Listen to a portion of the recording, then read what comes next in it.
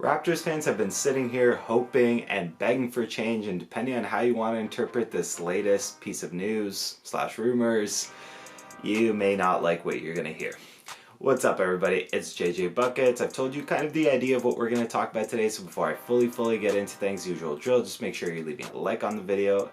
You already know it helps the algorithm out a ton, and I do really appreciate it. Subscribe to the channel if you're new here. Plus, if you plan on doing a responsible sports betting in the near future, just make sure to check out my link in the description below. According to Michael Grange, the Raptors are currently not considering any type of reset, teardown, or rebuild.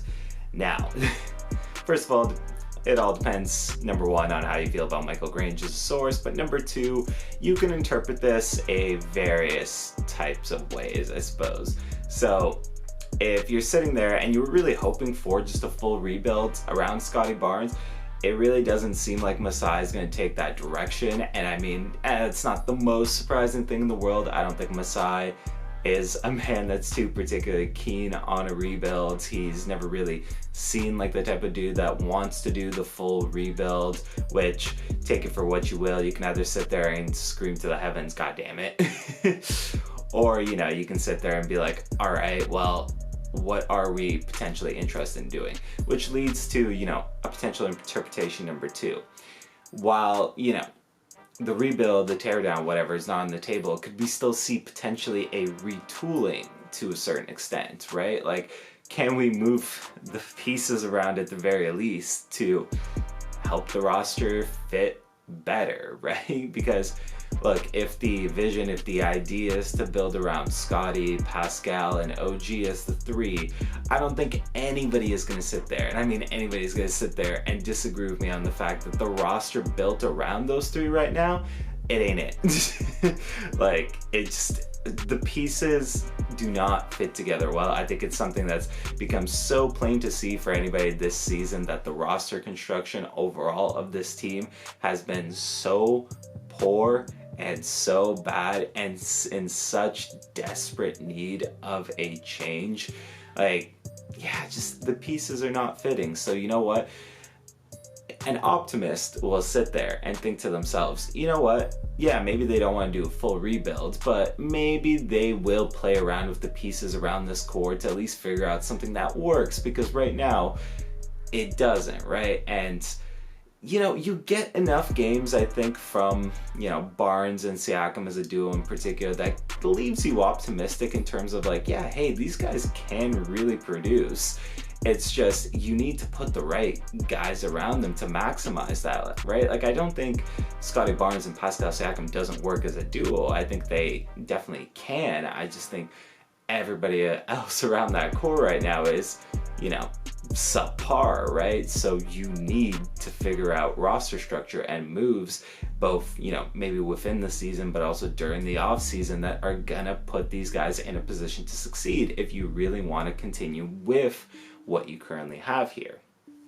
Now, if you want to take the absolute pessimistic interpretation of this news, it's just that the Raptors are gonna stand pat and they still think this team will eventually come together and win some games. I don't know how I feel about that one personally. Like, again, like, I just spent an entire like portion talking about the poor roster construction, and I don't think the team as it currently stands is gonna come together and really be like any sort of significant team during this season, right? Like, do any sort of significant damage, any of the sort. I mean, like it's not a good team.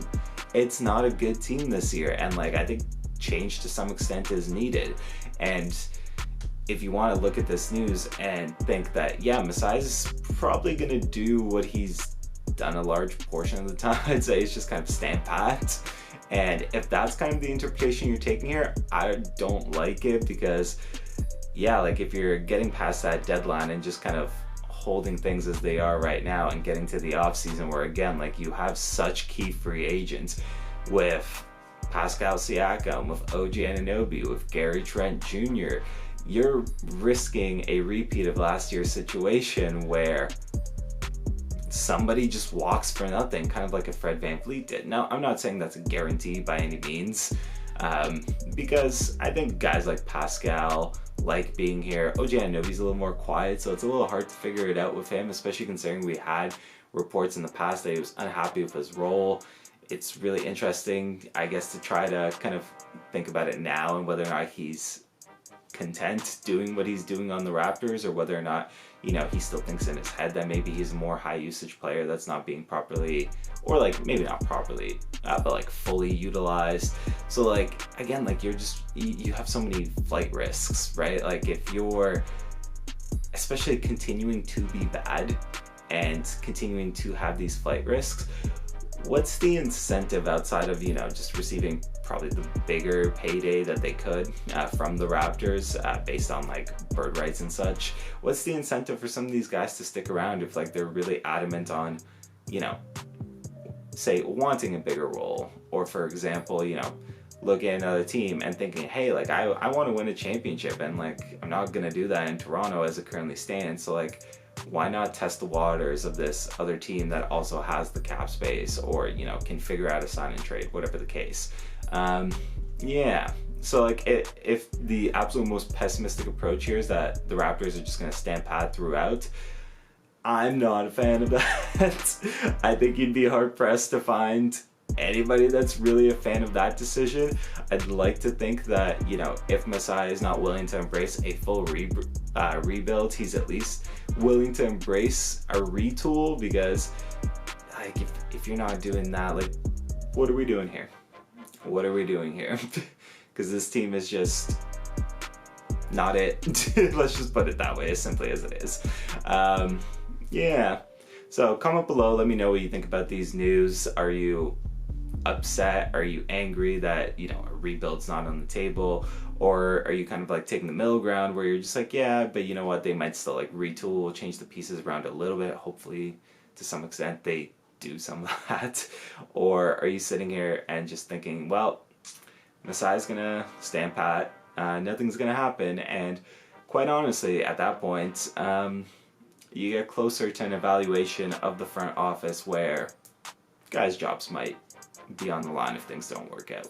Other than that, folks, end of the video. So usual drill, just make sure you drop a like if you haven't already done it. You already know it makes a big difference for me, so thank you. Subscribe to the channel if you're new here. Other than that, it's been JJ Buckets. It's been a pleasure, and I will see everybody next time.